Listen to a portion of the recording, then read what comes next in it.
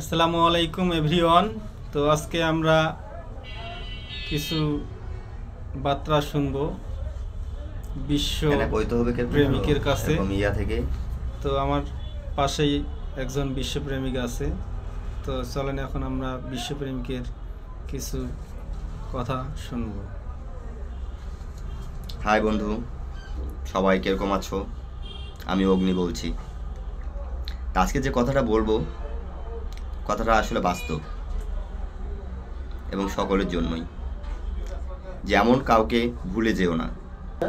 হ্যাঁ বন্ধু, ভুলে যাওয়া ভালো, কিন্তু কাছের মানুষকে নয়। এমনও একদিন আসবে সেই ভুলে থাকা মানুষকে তুমি মিস করছো, তখন তার জন্য দুনয়নে অশ্রু ঝরে পড়বে।